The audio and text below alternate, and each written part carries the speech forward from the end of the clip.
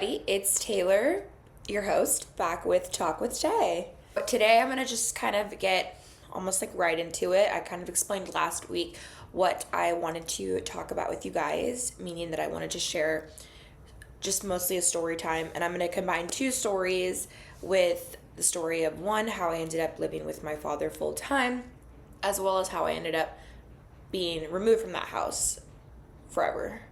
So I'm just going to kind of put that into one whole episode. Might be a little longer, so bear with me here. I just thought it would give you guys a little bit more insight onto that family dynamic and other things as well. There's not really going to be any quota advice for this story. It's more just a story on my life. So without further ado, I'm just going to go ahead and just get right into it. So like I said, when I was growing up from the age of, birth, because my parents had gotten divorced before I was born, up until about 10 years old, my parents had 50-50 custody of me, meaning that they obviously shared half and half custody with me and my older sister. The way we did it was we did week on, week off, which now that I've grown up and talked to a lot of kids is actually kind of weird. A lot of kids don't really do that, but basically every Friday we would switch off between families. During this time, about sixth grade, around sixth grade, which is when my second stepmom had come into my life. My father and her had known each other for 3 weeks before they had decided to get married. And they even called us when we were at a friend's house. Me and my sister were at the same friend's house, calling us in the middle of the night, and they were like, hey, we're going to Vegas and we're getting married. We were like, really taken off guard, confused. This is a stranger we barely know, but we knew there was nothing that was going to change his mind, so there wasn't anything we could do. So fast forward, she moves in with us, and she has 2 kids with her too. And during that entire, little bit that she was there, I think that he took that as a chance to have somebody else try to get into my head, sort of manipulate me in a way of trying to see my mom in a whole different light. Mind you, I was around 10, 11, so pretty young still. They started to tell me things that, like, my mom didn't love me, she never did. My dad had said that when my mom was pregnant with me, that she tried multiple times to throw herself down the stairs to kill me in her stomach so that I wouldn't be born. They had said, because also my mom at this time was Mormon, I was raised half Mormon, half obviously not, and I never really aligned with the Mormon teachings, I just for other reasons, which to each their own, totally fine, whatever, everyone's entitled to believe what they want. I just personally never did. And they took that into consideration to basically say that she was going to take me into this cult. I was never going to be able to get out of it. If anytime I lived with her, they were never going to see me as who I actually was. Also based off of projection, I would say, of my own father's sexuality pushing onto me as a child, saying that, like, I was never going to be accepted because of the church teachings for who I was and all this stuff, even though that wasn't even what my sexuality was, but that's a whole different story we can get into in a different episode. So they just kind of started to get in my head about all these different things. They told me, living with her, I would never be successful. I would never be able to be a successful woman. I would never be able to make something of myself. She was never going to let me to make something of myself. They would say that, that she wanted to watch me fail, that there was nothing in that home that was going to serve me anything. And along with these things that they were saying, they also had said, basically, as time started to kind of change with them too, which was a very little bit of time, I'm talking maybe a few months, that if I needed to make a decision coming up where this is where I needed to do with my life, and I needed to live with them, and if I didn't, bad things were going to happen to me over there. And as a 11-year-old, you hear these things, and you obviously, you don't want these things to happen to you. You don't want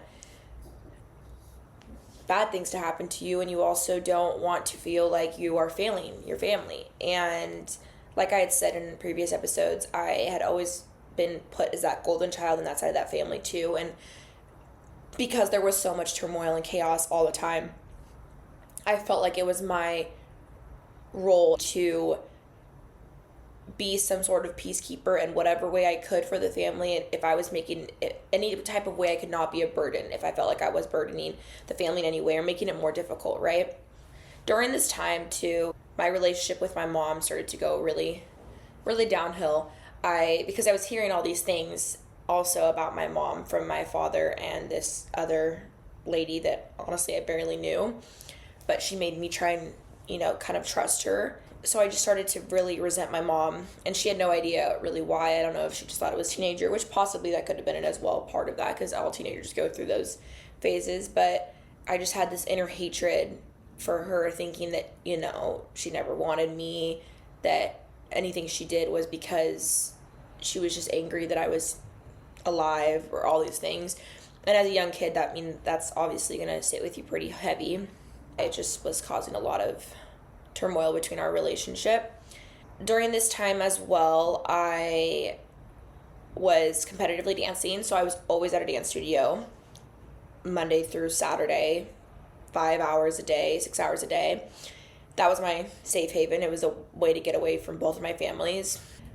So one night, it was my dad's time that day, the previous day, and then it was my mom's time to pick me up after dance. So she was going to be the one to pick me up after I got off that night.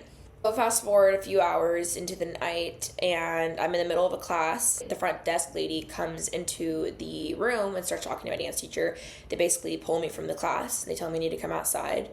And I look outside and I see my dad and his new wife, and then I also see my mom and my second stepdad, who's still my stepdad to this day, by the way, but they were both in their cars kind of next to each other, and I could hear my dad telling my studio that I needed to go with him.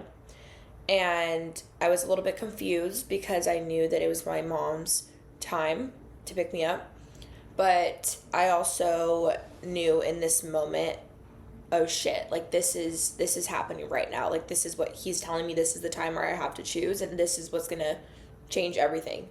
I started to have a panic attack. It was my first panic attack I ever had. I didn't even know what a panic attack was at this point. I started hyperventilating, crying, couldn't breathe. The front desk lady took me into the bathroom with me and her, locked it, and basically sat there with me for a second and was like, what do you want me to do? Like, how, I know I can't really do much, but how can I help? And I was like, there's really nothing you can do. I know what I have to do. I know what's going to be best for my family, even if it's not best for me, and I know what I need to do based on all these other things. And that's kind of what it has to be. But I eventually walked outside, kept my head down, and my mom was like, come on, like, come with me. And then my dad, like, looked at me like, no, you need to get in our fucking car. And I knew in that moment that was the time I had to choose. And it was a choice that changed my life forever. So I ended up getting into his car without looking at her in the eye. They drove off. And after this, I was kind of like on an adrenaline high, I would say, because I was just so confused about what had just happened. I'd never, gone against like a court order or our custody agreement ever. And I was just like, I didn't know what to do. And they assured me that like everything would be okay and that what I did was the right thing. Once I got home, I knew that my mom was probably freaking out. She was trying to contact me in any way she could. They took away all forms of communication from me to talk to her, and then they wouldn't let me leave the house. I think they were fearful of any way of me getting into contact with my mom, to hear any side from her, to talk to anybody. They had kidnapped me the next few months, because mind you, after I had decided not to go back with my mom, this stepmom was only around for probably another 3-4 months after that. And during that time, about 3 months, or I would say about 2.5, 3 months, they didn't send me to school. They didn't let me go to school and take me to dance. I was trapped in this house. I had no form of communication with anybody. Nobody knew what was going on. My mom was left in the dust too, probably like dying inside every single day. I can't even imagine as a parent what that felt like. My whole school at that time thought I died, disappeared. Nobody knew. I had just vanished, and I was nowhere to be heard from, nowhere to be found. And during that time, I was basically spending majority of the day just with this lady, basically a stranger to me. That was my dad's new wife, and she didn't do anything besides use, so she would be using all day. I mean, they were both high, but I mean, she'd be just using in front of me. I'd watch her shoot up, smoking things, offering me substances at that age and stuff like that. I remember I got so bored one day too, because I literally had nothing to do. I went through a paper shredder or whatever, where you you put your paper in to shred it. Anyways, I had opened it up and I saw all these, shredded pieces, and I was like, I'm gonna put these pieces together because I had nothing else to do, right? Hours later, I put all these pieces together like a puzzle, and I ended up finding it was a picture of my stepmom of her own ad on Craigslist, of her selling herself on Craigslist. So prostitute, drug addict, that's kind of how that entailed of that. I started to realize in my head, this doesn't feel right. This is not right. But my mom had gotten a court hearing because she basically had no idea where her child was, and we were still under court order of 50-50 agreement. They had this emergency hearing, and basically I had to go speak to the mediator. And if anybody has ever lived in California and been in a family law court case, you'd understand that it's very hard for a parent to lose custody of their child in all forms, because they just root for both parents having any form of custody, no matter what the situation is. At this point, they'd held me hostage for so long. There were so many things being said to me, things being done to me at this time, and I knew I had no other choice but to try and keep the peace to live there. And I knew that the only way that the court would grant my father full custody of me is if I told them that if I were to be sent to my mom's house, that I would kill myself. So I remember going to this mediator, this court, my first time ever walking into an actual court, because growing up I never went to, the court days that my parents were at because I was a kid. And I remember walking past my mom and not looking up, because it was almost like I felt so guilty knowing what I was about to do, that no matter what I had been told about her or how numb I was at this point from everything, I was just shutting off all my feelings. That it's still as a child, to anybody looking at knowing what you're going to say about your own mom, it's just you don't wish upon anybody. So I ended up going into the mediation room by myself and telling them exactly that, telling them lies about my mom and saying, all in all, if you make me go back to live with her, I will kill myself. And they don't take suicide for children lightly. They ended up granting my father full custody of me, and they gave my mom full custody of my older sister.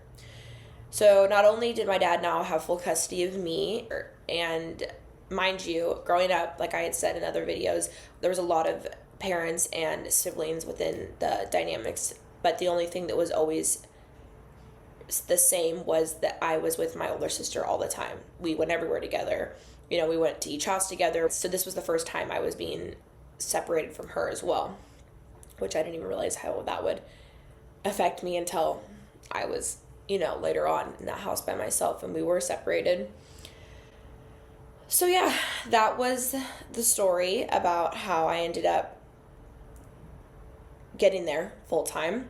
After this decision was made, within the next 4 months, that other stepmom had disappeared. and now had a restraining order against my father, and they had a whole bunch of different shit going on. And now I was basically just left with just me and my dad. And then for the next 3 years, it was just me and my dad, and then the women that would come in and out occasionally. I would see my mom very vaguely every other weekend, sometimes not at all. It was just a really rocky time. I tried to avoid her in any possible way. If I was at the house, I would be in my room. If I wasn't, I would be at a friend's house, because I think I just felt, I knew how angry and she was with me, but I also knew how angry I was with myself, and I knew that there was nothing I could do. I felt like that decision was final, and I'd have to live with it. And then fast forward 3 years. 3 years go by, and my freshman year of high school, and I remember this day, exactly the day it was, because I could actually probably tell you the day of the week it was if I looked at my calendar. And I know this because it was on my birthday, 2016. Okay, it's Monday. Okay, so this was a Monday in 2016. It was my 14th birthday. Mind you, I was still living with my dad. You know, within that realm of that time I had lived there, there was a lot of emotional abuse, sexual abuse, physical abuse that I endured, and I was surviving. A lot of people on the outside didn't know what was going on behind closed doors, because I was doing such a good job of protecting him and trying to protect myself. And I had been thinking for a while, you know, I'd lay in bed late at night, and I'd think about, I'd honestly pray to God or whatever higher being there might have been, somebody would come and save me and just take me away. So my birthday comes around, 2016, like I said, on Monday. I'm turning 14. I turned 14. And I wake up that day, get ready for school. My dad comes in, says happy birthday to me, gives me a gift. I go to school. School's whatever, fine. Everyone's chill right then and there. Happy birthday to me. I have no plans that day, though. Nothing planned for my, like, afterwards or anything like that. So after school, I was like, well, I have no plans. I'll just go with some of my guy friends up to this, we'll walk up to, like, the local, like, Mexican restaurant that's by my school, and I'll just, like, get food with them, and then I don't know what else I have planned for that day. After school comes around, walking up the hill. As I'm walking up, my phone starts blowing up with messages and phone calls, messages, and it's just my father, and he's just going the fuck off on me, like ranting, just screaming at me, cussing me out. Where the fuck are you? What the fuck are you doing? Like, just like starts just completely just freaking out on me. This is something I do all the time. This is nothing different, and he never really cares what I'm doing. So what, like, obviously today he just had some switch for some reason. Then he's basically like, you need to get home right now, or like you're gonna wish we're home way sooner than where you are right now. Like, I'm gonna make your life a living hell. So I go home, and he takes my phone, starts going off on me, accusing me, saying that I was going to have sex with like 5 different guys and all this shit or whatever. Just makes up all these crazy theories in his head, and I was so confused where all this was coming from. But I was just kind of sitting there just taking it, because what else could I have done? I tried to argue back, and it just, nothing. I knew there was nothing that wasn't gonna do anything. So I just went up to my room, and I just laid in my bed, and I just laid there. And then hours went by. Mind you, it's my birthday, and so I'm just sitting there in my bed, staring at the ceiling, crying, wondering, like, damn, like, this really is my life, and there's nothing they can do about it. I end up walking downstairs a couple hours later, and I'm sitting on the steps, and I see my dad laying down on the couch on my phone. And if anybody knows my father, which I don't know if they do, but he's insane. So, you know, a normal parent, if they took a kid's phone, they would probably just, you know, take the phone and, I don't know, put it wherever. No, my father decided to go through my phone, and then he's texting on my phone, but I had no idea who he was texting. Come to find out later, he was texting my mom from my phone, acting like he was me, and yeah, we'll get into that, kind of why that's an important piece in a little bit. So I basically tell him, like, am I gonna be able to do anything for my birthday? Like at this point, I thought maybe he had come down, maybe he wasn't manic anymore. And he was like, we'll go to dinner in a little bit. And I was like, okay, like, cool, just you and me, no, but nobody else. I think it just, in that moment, I had just finally just, like, I was just done. I cannot do this anymore. I'm done. And so I said it out loud, and I said, I'm done. And I said, I'm leaving. And as soon as those words left my mouth, it was like, holy shit, like, I can't unsay what I just said, you know? And so then he, you know, gets up and he's like, the fuck you are. I start walking to the door, and he runs over to me and slams the door, locks it, pushes me the opposite way, and we start kind of going at it. I start crying, and I'm like, please let me leave. Like, I cannot do this anymore. I need to go. He's screaming at me, cussing at me, telling me, you know, and then that, you know, that part of him that he has where it's like human just goes away, and like there's just black in his eyes. There's nothing behind those eyes. And I remember, you know, I'm trying to leave, trying to get away from him, and he's, you know, not letting me get to the door.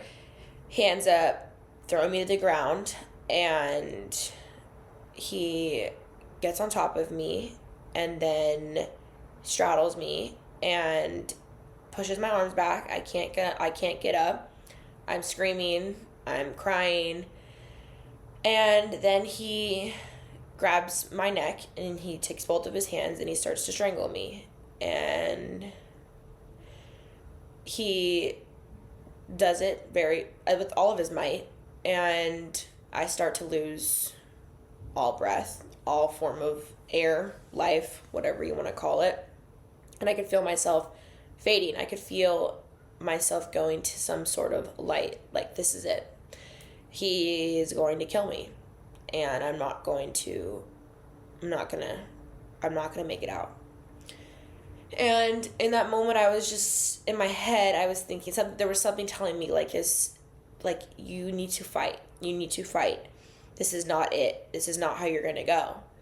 And it was almost like I was obviously in fight or flight response, but I was like, okay, I need to think smart about this right now in this second, because the more I kept fighting, the harder he squeezed. And then I could feel myself, you know, losing all form of, I had no breath, no ability to breathe, nothing. And I was slowly passing out, and I was going, what do I do right now? My thought process, I just completely stopped. I stopped fighting. At this point, I had no, you know, nothing left to fight anyways, but I stopped moving. I stopped. And I think he had thought in that he had, you know, that I was going. And I think he pulled out a little bit his release. And when he pulled out that little bit of release of any type of less, like, force, I knew that was my chance, and I threw him off of me with all my might, and I just ran up the stairs, got in my room and locked the door. And I'm, you know, having a panic attack, hyperventilating, trying to get my air back, trying to breathe, not really knowing what to do, how I'm going to do this. What do I do? Do I jump out this window? How am I going to get out of here? There's no way I'm going to make it out of here. And so I just start, you know, I'm sitting on the bed just crying. And about, I don't know, I end up hearing a knock on our front door. And it was almost like, it was like an angel. Like, well, what the fuck, right? And I can't really hear everything because I'm upstairs with the door locked. But I hear my dad open the door, and I can hear a faint voice, and I can make it out that it's my older sister. And she's asking where I'm at, and she's like, hey, like, can we take Taylor? Like, I'm with mom, and we want to take Taylor to frozen yogurt for her birthday. Like, can we take her? And he was like, no, she's not feeling well. Like, she can't go. She's not feeling well. Something didn't sit right with her. And she was like, okay, can I at least, like, say hi to her? I want to say happy birthday to her and stuff. And he was just trying to get her out the door, kind of, and, trying to say, like, like, it's just not a good time. Like, she's just not well. She's, like, when she's sleeping. So I think she hears me hyperventilating and crying upstairs in my room, and she hears it loud enough. She pushes past my dad, and she starts to run up the stairs, and he turns up behind her, and he grabs her legs, and he pulls her down, drags her down the stairs so she can't get up to me. And she does whatever she does to him. I don't know what she did back to him because the door was closed at this time. And she runs to my door, and she tells me it's me, and I open it up to her, and she sees me, and she knows, like, she just knows. She doesn't know exactly what happened, but she knows that it got to that point, and that I had gotten to that point where I was like, I have to get the fuck out of here, or I'm gonna die. He's gonna kill me. She was like, I'm taking her with me. And he was like, no, you're not. The fuck you are. Like, get out. Like, you need to leave. And then she was like, no, the fuck, I'm not leaving my sister here. I'm not leaving my little sister like this.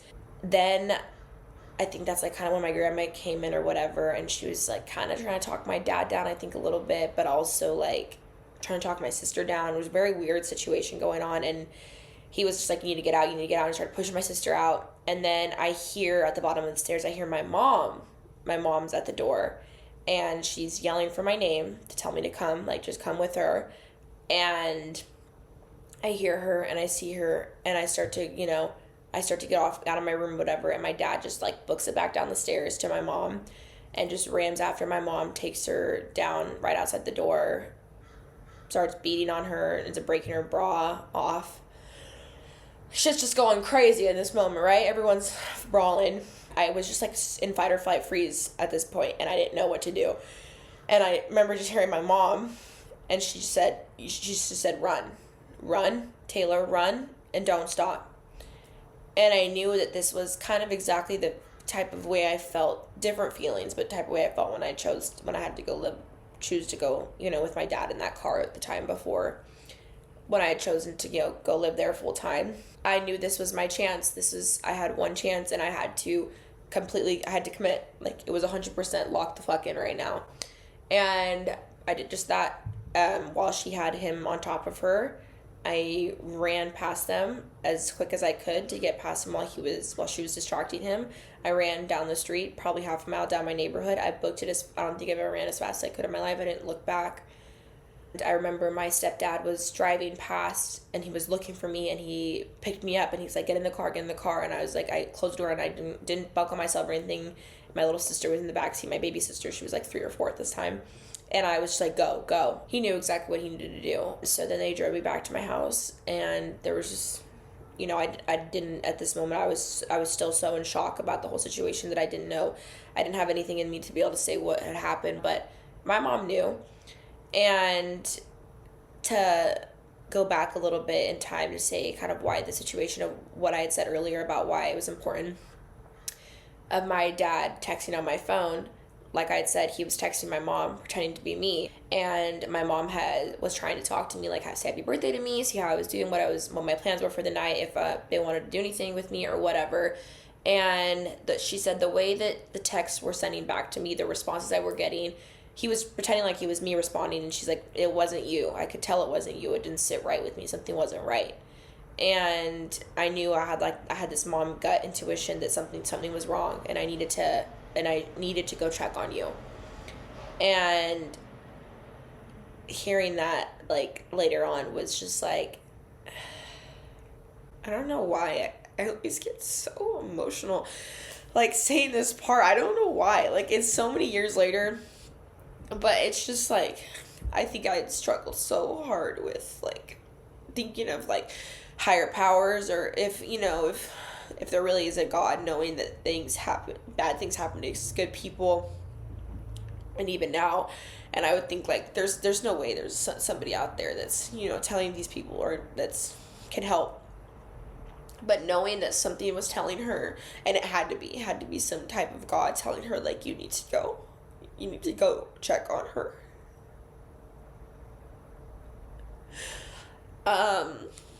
Because if she hadn't, I wouldn't be here. I would not be here today. And that's, like, I don't know why, that's just hard to I don't know why it's still hard to talk about, because it's like I already tried to work through it, but it's just hard to know that that could have been my last day here, and I wouldn't have lived all the life that I lived afterwards. Sorry. Oh, sorry. But anyways, so yeah, that was the important part of that story, of why that was an important piece.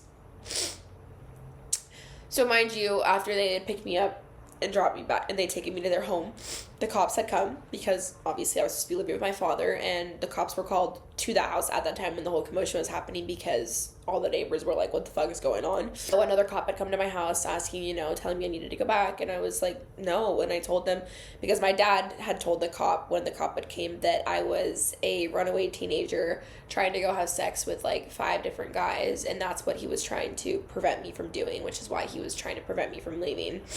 And the cop believed him a bit at this time, which is why I have a really big issue with law enforcement too, because it's so disheartening to me that, if the law didn't allow me because of my age to leave, and he would have made me come back, and believing him in that moment, it was like, how can you, like, kids don't really lie. Kids don't lie about these kind of things. Kids lie for sure.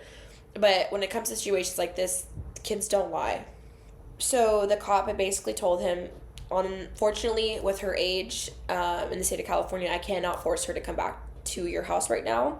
You guys can have a court hearing to figure out how it's going to go from here, but I cannot force her because she's above the legal age of 13 to have a say in where she would like to live at, and I can't remove her from the home. And so I had left, mind you, with nothing besides the clothes that were on me. I didn't have any clothes at my mom's house. I didn't have anything there at this point because I was, with my dad full time. Asked the cop, like, I don't have anything here. And the cop was like, okay, well, he said that you can't take anything. And I was like, okay, well, I have school. Like, can I at least get my backpack with my school stuff in it? And he was like, yeah. And so the cop took me back to the house, walked me upstairs. I got my backpack, just my backpack. So I left with just my backpack and the clothes that were on my back. And I walked downstairs. I had to look my dad in the eye when I walked past him when he was in the kitchen with the other cop. And I walked out and went to my mom's. And that was the last time I ever stayed the night with my father. Last time I ever spent any time with him. Immediately after that, they had an emergency court hearing.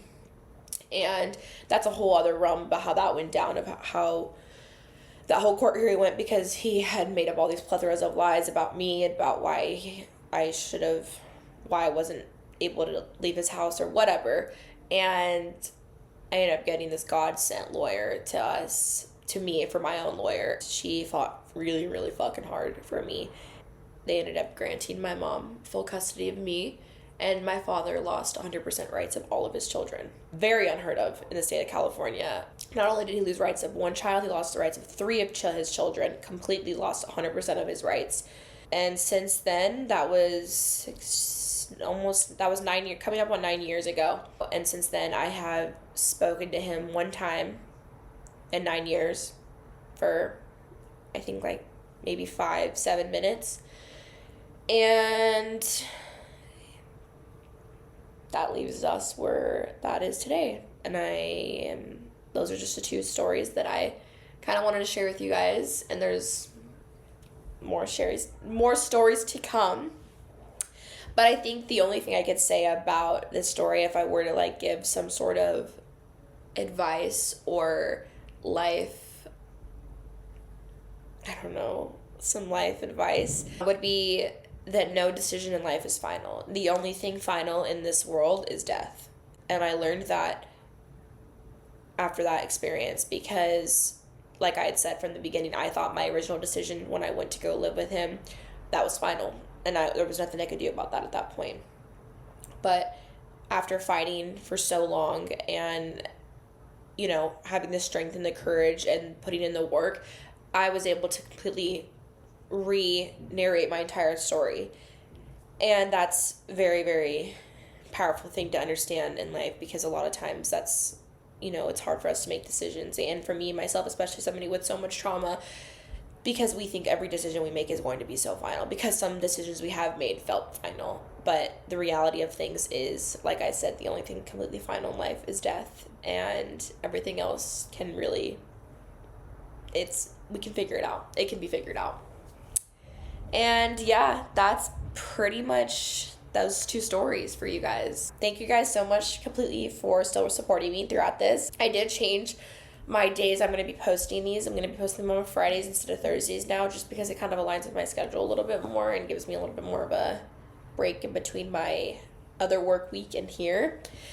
But please, please, please like the video, subscribe if you're on YouTube. If you're listening on a platform, Spotify, Apple Music, download it, rate it, follow it, love it, share it. It really, really, really helps me and the video and the pod out in general. So I'd be super gracious if you guys could do that.